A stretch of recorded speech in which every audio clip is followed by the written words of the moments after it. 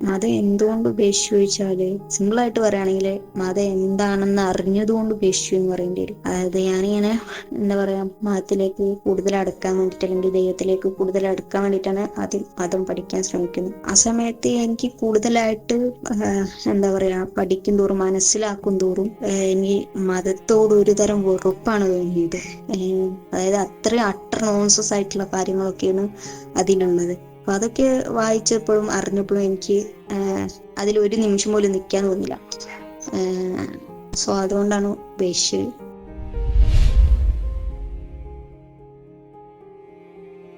അല്ല, മതത്തെ ഉപേക്ഷിച്ചാൽ മാത്രം പോരാ, വിമർശിക്കാൻ കഴിയുന്നവർ വിമർശിക്കണം. കാരണം അത് വിമർശനം അർഹിക്കുന്നുണ്ട്. നമ്മള് അതിൽ നടക്കുന്ന പല കാര്യങ്ങളും മിണ്ടാതിരുന്നത് കൊണ്ട് മറ്റാളുകൾ അറിയാനോ അല്ലെങ്കിൽ അത് തെറ്റാണെന്ന് മനസ്സിലാക്കാനോ പോകുന്നില്ല. അപ്പൊ ഒരുപക്ഷെ അങ്ങനെ വിമർശിക്കുന്നവരുണ്ടായത് കൊണ്ടായിരിക്കാം ഞാനടക്കമുള്ള പലരും മതം ഉപേക്ഷിച്ചത്. വിമർശിക്കണം എന്ന് തന്നെയാണ് എൻ്റെ പക്ഷം.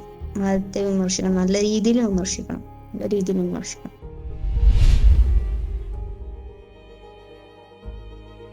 ചിലർക്ക് അത് ചിലപ്പോ പകുതീർക്കലായിരിക്കാം, ഐ ഡോണ്ട് നോ.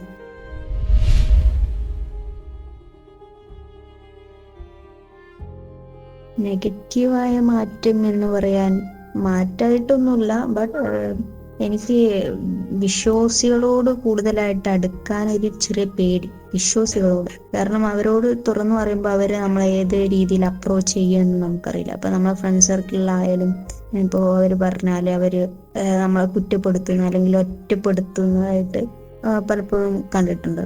അതൊരു പ്രശ്നമാണ്. അതുപോലെ വീട്ടിലായാലും നാട്ടിലായാലും നമുക്ക് എന്താ പറയാ, നമ്മളായിട്ട് നിൽക്കാൻ കഴിയുന്നില്ല. അതിന്റെ ഒരു ഇതുണ്ട്. അല്ലാത്ത ബുദ്ധിമുട്ടൊന്നും, ഒരുപാട് നല്ല മാറ്റങ്ങളൊക്കെ ഉണ്ടായിട്ടുണ്ട്.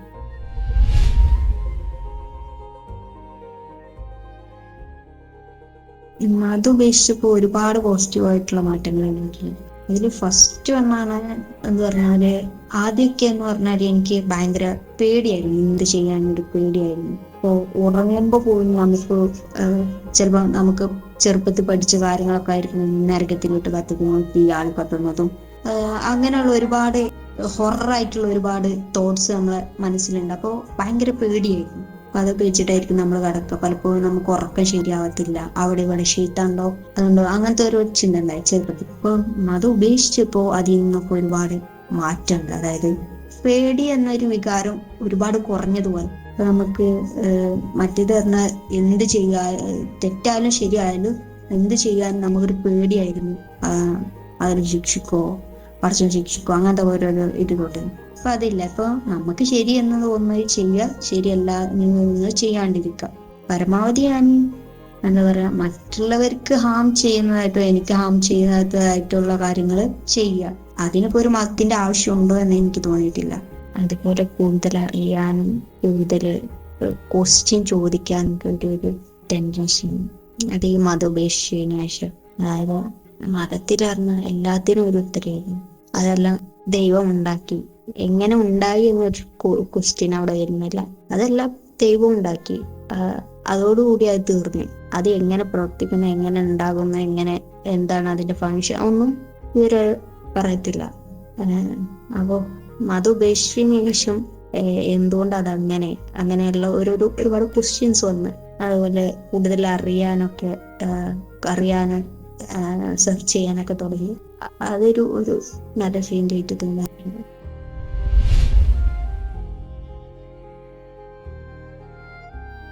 സമൂഹം എങ്ങനെയാവണം എന്നാണ് ആഗ്രഹം എന്ന് ചോദിച്ചാല്, എല്ലാവർക്കും അവരുടേതായിട്ടുള്ള അഭിപ്രായങ്ങളും രാഷ്ട്രീയവും ഒക്കെ ഉണ്ടല്ലോ. അപ്പോ അതൊക്കെ തുറന്നു പറയാനുള്ള ഒരു സ്പേസ് ആയിരിക്കണം സമൂഹം എന്ന് തോന്നിയിട്ടുണ്ട്. അതായത് എന്റെ ആശയം അല്ലെങ്കിൽ എന്റെ രാഷ്ട്രീയം, എന്റെ അഭിപ്രായം മറ്റൊരാളെ ഹാം ചെയ്യിക്കുന്നില്ല എങ്കിൽ, മറ്റൊരാളെ വെറുക്കാൻ പഠിപ്പിക്കുന്നില്ല എങ്കിൽ അത് തുറന്നു പറയുന്നതിൽ എന്താണ് തെറ്റ്? അപ്പോ അത് ഉൾക്കൊള്ളാനുള്ള ഒരു മനസ്സ് കാണിക്കണം സമൂഹം എന്ന് തോന്നിയിട്ടുണ്ട്. അതുപോലെ എന്റെ വസ്ത്രം, എന്റെ ഭക്ഷണ രീതി അത് മറ്റൊരാള് ഒരു തരത്തിലും ബാധിക്കുന്നില്ല എങ്കിൽ അത് മറ്റുള്ളവർ അതിന് ബോധേടാവേണ്ട കാര്യമില്ല. അവര് അതിനെതിരെ സംസാരിക്കേണ്ട കാര്യമില്ല.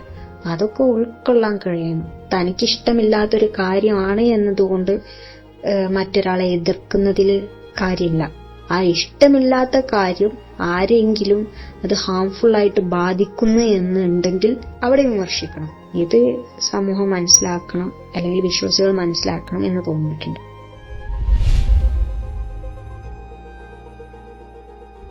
ഫസ്റ്റ് ഓഫ് ഓൾ വിശ്വാസികളോട് എനിക്ക് പറയാനുള്ളത്, ചില പ്രത്യേക മതത്തിൽപ്പെട്ട വിശ്വാസികൾ എന്ന് പറയാറുള്ള ഒരു കാര്യമാണ്, ഈ മതം ഉപേക്ഷിച്ചവരെല്ലാം അമകങ്ങൾ ദ്രോഹികളാണെന്നും അതുപോലെ സമൂഹത്തിലെ എല്ലാ കൊള്ളരുതായ്മകളും എല്ലാ തിന്മകളും ചെയ്യുന്നതും മതം ഉപേക്ഷിച്ചവരാണെന്നാണ് ഇവർ പറയുന്നത്.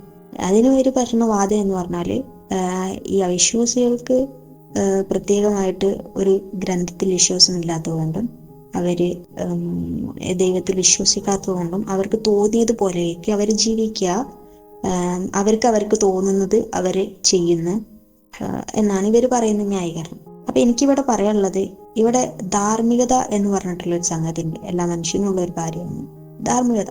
ഈ ധാർമ്മികത എന്ന് പറയുന്നത് ഏതെങ്കിലും ഒരു മതത്തിന്റെ കുത്തകയല്ല. മനുഷ്യ പരിണാമകാലം മുതൽക്ക് മനുഷ്യന് കൈവന്നിട്ടുള്ള ഒരു സംഗതിയാണ് ധാർമ്മിക ബോധം എന്ന്. അപ്പോൾ ഇതിന് ഫോർ എക്സാമ്പിൾ ഞാൻ പറയാം. ഇപ്പൊ ഇസ്ലാം മതം തന്നെ എടുക്കാം. ഞാൻ അവിടെ ഇസ്ലാമിനെ പ്രത്യേകിച്ച് പരാമർശിക്കുന്നത്, ഞാനൊരു എക്സ് മുസ്ലിമാണ്. അതുകൊണ്ട് തന്നെ എനിക്ക് ഇസ്ലാമിന്റെ കാര്യങ്ങളായിരിക്കും കുറച്ച് കൂടുതൽ അറിയുന്നത്. അതുകൊണ്ടാണ് ഞാൻ അതെടുത്തിട്ടുണ്ട്. ഇസ്ലാമില് ഇന്ന് അടിമത്വം അവര് നിരോധിച്ചിട്ടില്ല. അതുപോലെ മുഹമ്മദ് എന്ന പ്രവാചകൻ 6 വയസ്സുള്ള ഒരു കൊച്ചിനെ വിവാഹം കഴിക്കുന്നു, അവര് ബന്ധപ്പെടുന്നു. അതുപോലെ സ്വന്തം വളർത്തുമകന്റെ ഭാര്യയെ കണ്ടു മോഹിച്ച് അവരെ വിവാഹം കഴിക്കുന്നു.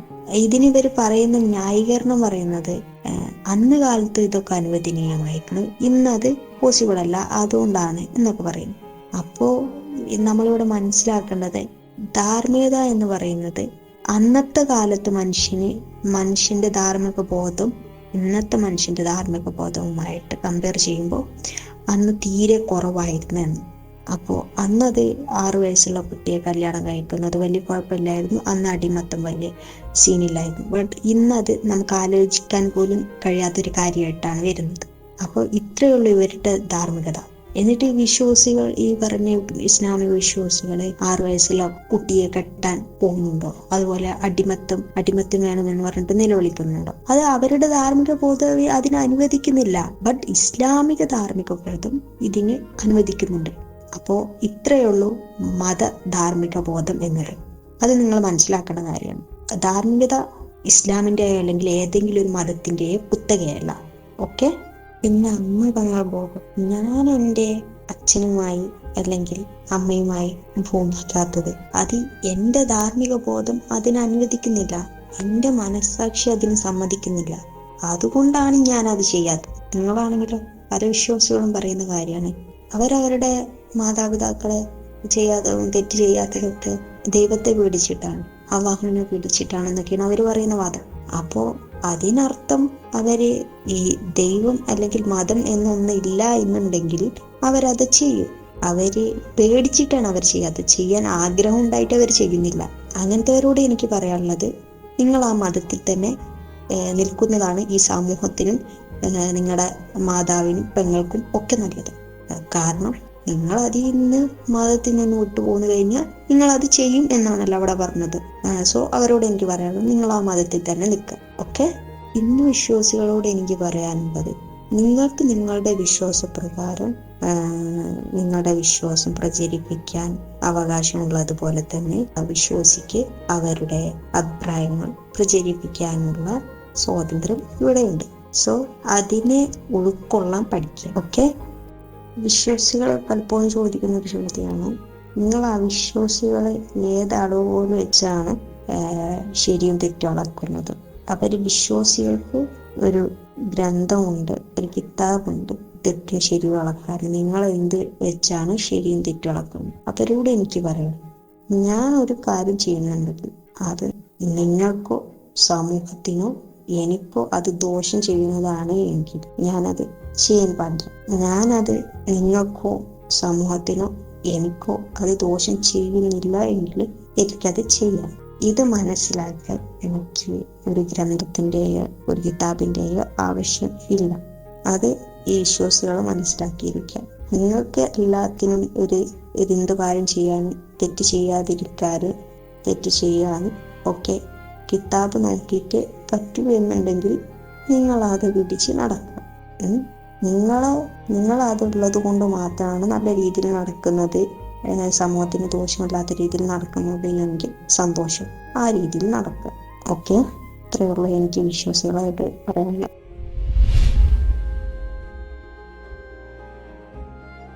മതം ഉപേക്ഷിച്ച് പുറത്തു വരുന്നവരോട് പറയാനുള്ളത് എന്താണെന്ന് വെച്ചാൽ, പ്രത്യേകിച്ചൊന്നും പറയാനില്ല. ഹാപ്പി ആയിട്ടിരിക്കുക, സേഫ് ആയിട്ടിരിക്കുക, കൂടുതലായിട്ട് അറിയാനും ചോദ്യങ്ങൾ ചോദിക്കാനും ശ്രമിക്കുക. അതൊക്കെ തന്നെ.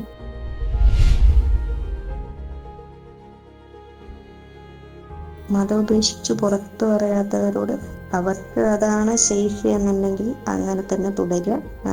അതൊക്കെ ഓരോരുത്തരുടെ പേഴ്സണൽ ചോയ്സ് ആണ്. പറയണം, പുറത്ത് പറയണം എന്നുണ്ടെങ്കിൽ പറയാം. ഇപ്പോൾ ഞാൻ പോലും മതം ഉപേക്ഷിച്ചു ഇപ്പോൾ എൻ്റെ നാട്ടിലോ അധികം ആർക്കും അറിയത്തില്ല. എൻ്റെ ഏറ്റവും അടുത്ത സർക്കിളിലുള്ള കുറച്ച് പേർക്കൊക്കെ അറിയാം. അങ്ങനെ നമ്മുടെ സുരക്ഷയ്ക്ക് അതാണ് നല്ലത് എന്നുണ്ടെങ്കിൽ അത് പറയാതെ ആ രീതിയിൽ അങ്ങനെ നടക്കുക. അതെല്ലാം ഉചിതമായിട്ട് സമയം വരുമ്പോൾ, നല്ലൊരു സമയം ഒത്തു വരുമ്പോൾ അപ്പോൾ പറയാനാണെങ്കിൽ അപ്പോൾ പറയാം. എന്തായാലും സേഫായിട്ടിരിക്കുക, ഹാപ്പി ആയിട്ടിരിക്കുക.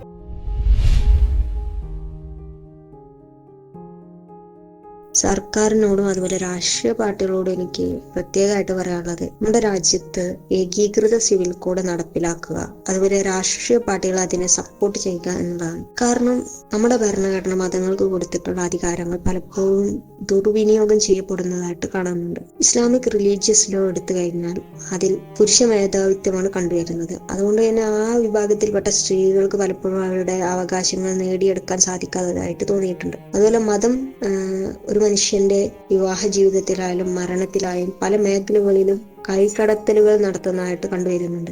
അത് കൊണ്ട് തന്നെ ഇവിടെ ഒരു യൂണിഫോം സിവിൽ കോഡ് വരേണ്ടത് അത്യാവശ്യമാണ്. കാരണം എല്ലാ വിഭാഗത്തിൽപ്പെട്ട എല്ലാ മനുഷ്യർക്കും തുല്യ നീതിയും തുല്യ അവകാശങ്ങളും നേടാൻ സാധിക്കണം. അതിനുവേണ്ടി സർക്കാർ പ്രവർത്തിക്കണം എന്നതാണ് എനിക്ക് പറയാനുള്ളത്. പിന്നെ എനിക്ക് സർക്കാരിനോട് വേറൊന്ന് പറയാനുള്ളത്, ഞങ്ങൾ ജനങ്ങളുടെ സർക്കാരാണ്, ജനങ്ങൾ തിരഞ്ഞെടുത്ത സർക്കാരാണ്, അല്ലാണ്ട് ഏതെങ്കിലും ഒരു മതത്തിന്റെ സർക്കാരല്ല. അത് നിങ്ങൾ ഓർക്കണം. കുറച്ചുകൂടെ ജനാധിപത്യ നിലപാടുകൾ നിങ്ങളിൽ നിന്ന് പ്രതീക്ഷിക്കുന്നുണ്ട്. നമ്മുടെ രാജ്യം പട്ടിണിയുടെയും ദാരിദ്ര്യത്തിന്റെയും പീക്ക് ലെവലിലേക്ക് പോയിക്കൊണ്ടിരിക്കുമ്പോൾ ഈ സർക്കാർ ചെയ്യുന്നത് ലക്ഷങ്ങൾ മുടക്കി അമ്പലങ്ങളും പ്രതിമകളും പണിതുകൊണ്ടിരിക്കുന്ന കാഴ്ചയാണ് കണ്ടുവരുന്നത്. ജനങ്ങൾക്ക് വേണ്ടത് അമ്പലങ്ങളല്ല, അതുകൊണ്ട് പട്ടിണി മാറത്തില്ല. അത് ഇവർ മനസ്സിലാക്കണം. നിങ്ങൾ വിദ്യാലയങ്ങളും ഹോസ്പിറ്റലുകളൊക്കെ കണ്ടുവരും. അതാണ് ജനങ്ങൾക്ക് വേണ്ടത്. രാഷ്ട്രീയ പാർട്ടികളും ജനങ്ങളും സർക്കാരിന്റെ ഈ നിലപാടിനെ ശക്തമായി എതിർക്കണമെന്നാണ് എനിക്ക് പറയാനുള്ളത്.